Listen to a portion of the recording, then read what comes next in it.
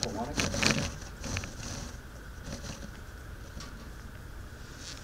Herb's point. Fourth intercostal.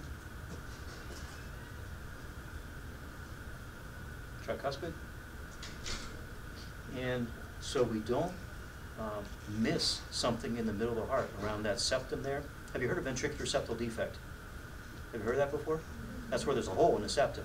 So we don't miss that. We'll take a little baby step, and another baby step, and now we're at the PMI, or the mitral auscultatory site, and listening there. Nice, crisp, and clean. I can't hear any murmurs. Got a good S1, S2 appropriate relationship. Good. And then I'll stay with that, and we'll come back through, and I'm now at the mitral. Another little baby step. Tricuspid. Fourth intercostal. Herbs. Pulmonic. And aortic. And the last step through, what was I listening for? In all those, I was listening for what? High pitched or low pitched? High pitched or low pitched? High pitched. High pitched. Now I'm going to listen for low pitched. And we finish off in the same sequence. So, this way. Lightly. It's not a big pressure, it's just lightly. Where am I at? You guys call it. Aortic. Herbs. Dr. Herb, ERB. What a name. Herbs. Where am I at? Fourth intercostal. Now. Tricuspid. A baby step. Listening to the ventral area, any ventral septal defects, anything like that going on. And another one. Now where am I at? I'm at the fifth intercostal, midclavicular. What's that called? Mitral auscultatory site. And there's a listening site down through there. Give her a hand. You said a Tory site? Thank you. All right. And so have a seat. So, the first time through with the diaphragm, I was trying to identify the appropriate relationship of S1 and S2. That was it. That's what I was trying to catch. The next time through the diaphragm, I'm looking at that S1 and S2, and I'm looking for any splits, murmurs, clicks. I'm looking at the heart rate, that it's consistent with vital signs. The rhythm is nice and regular. It's nice and strong, and I'm not picking up on any pleural friction, excuse me, pericardial, shouldn't say pleural, any pericardial friction rubs. And the last time through with the bell, I'm listening for any low-pitched murmurs, that like a regurgitation thing, or like an S3 and S4, and I'll describe theory-wise.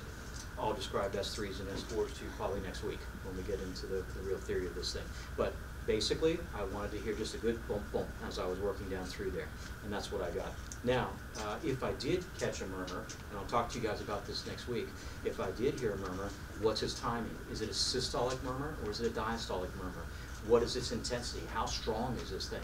There's a grade 1 through 6 that we can do on these, and I'll explain to you what a grade 1 is, what a grade 2 is, 3, 4, 5, 6, what those all involve. Pitch, high pitch, low pitched, or moderate pitch. How would you know? High pitch is with here best with the diaphragm. Low pitch is best with the, and if you can hear it equally well, either one of those, then you've got a moderately pitched murmur. Character is everyday language. Is it blowing? Is it raspy? Is it creaking? What kind of sound is going on here?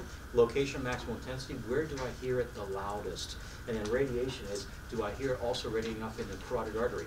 Or do I hear it radiating up into the brachial artery? So those are radiation sites. If it's a mitral regurgitation, you'll hear it also in the brachial artery in the armpit here. If it's aortic stenosis, you'll hear it up here in the carotid artery, or radiate up in there. Classically, radiation sites for these murmurs. And then the last thing we do for these guys, for our patient, is to check the cardiac silhouette. You know, I taught you percussion on the lungs, right? But I didn't expect you to do percussion on the standard regular exam, right?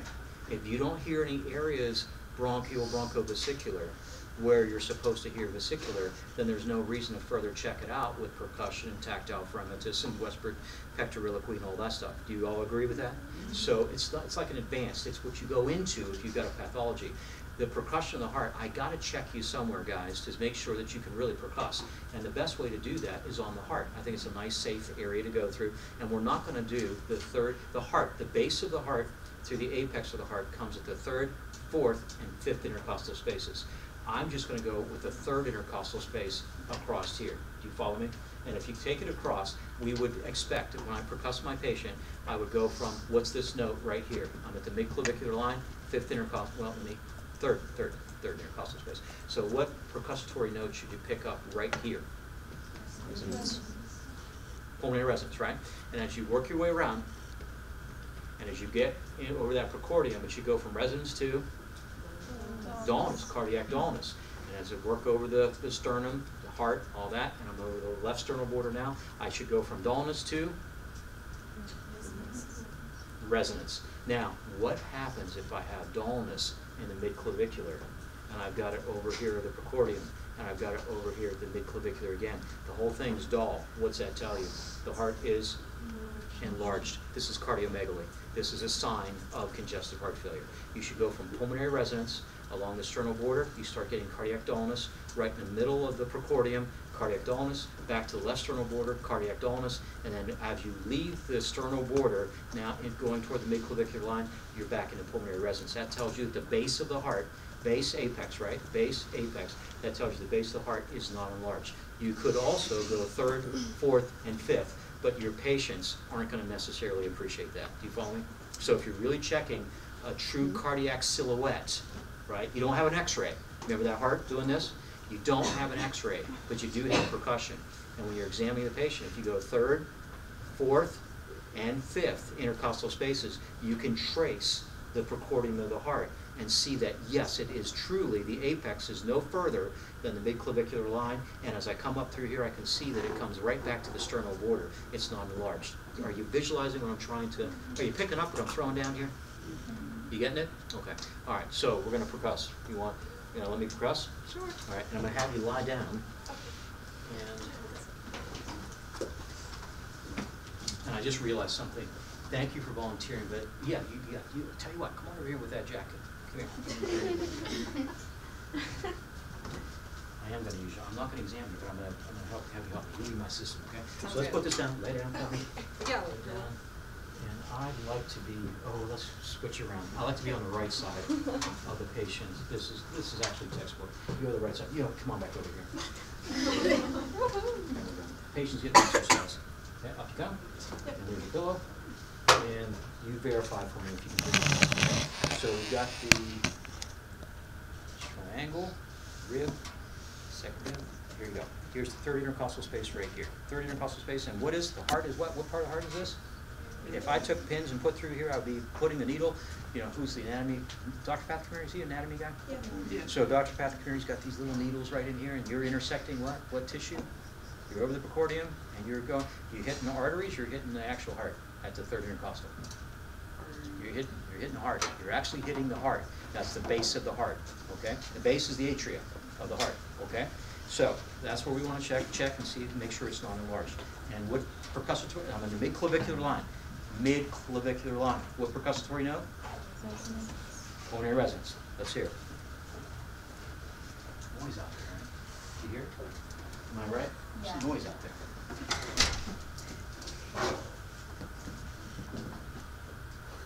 Get real quiet, okay? See if you can hear it. I want to know if you can hear it in the back.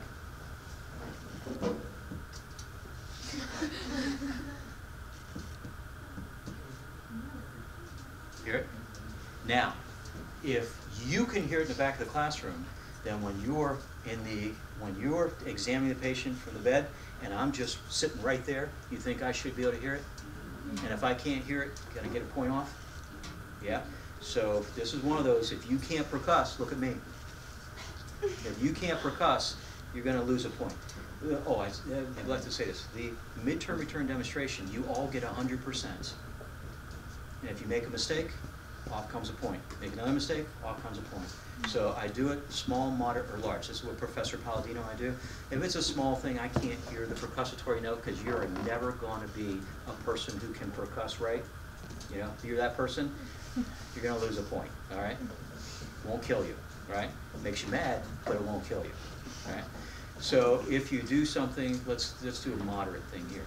A moderate thing would be you went from here to here. You went from aortic to herbs. Now that's a moderate mistake. You missed the location. All right. I call that 2 points. If you are listening to the heart, you're doing this.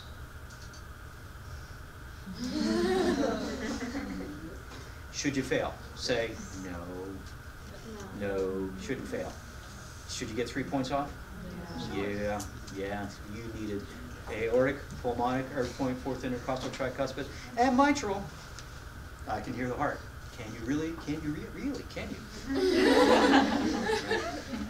Does that show a level of incompetence?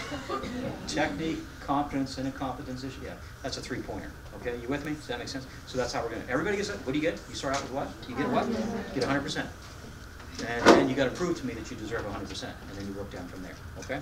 All right. So we move back to the story. So we've got pulmonary resonance.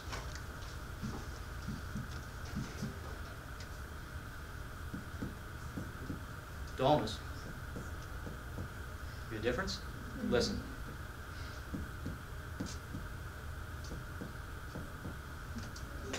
Hear a difference?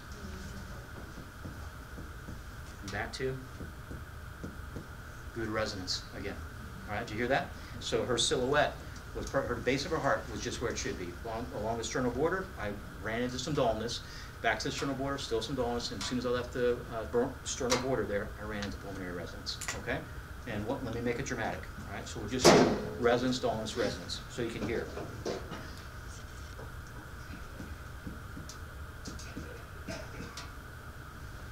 There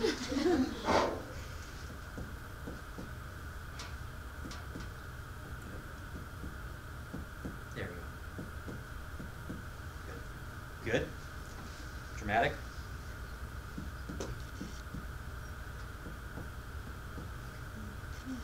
Yeah. One more time.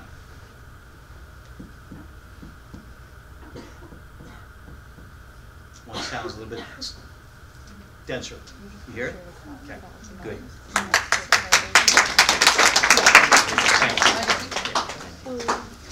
All right. That is the exam. Any questions, guys? 2 minutes left. Any questions do you have on the actual technique of doing this? I'd like this week you take a stab at it. Okay, take a stab at it. If, again, if your patient is not feeling good, they're just not up to it, you need to go quick and dirty, then what you can do, what do we say to the heart? What do we say to the heart? Is it just the apex? Is that what I said to the heart? Yes. Just the apex? So just listen to the heart in one place and just see how they're doing if they're not feeling too well. Okay?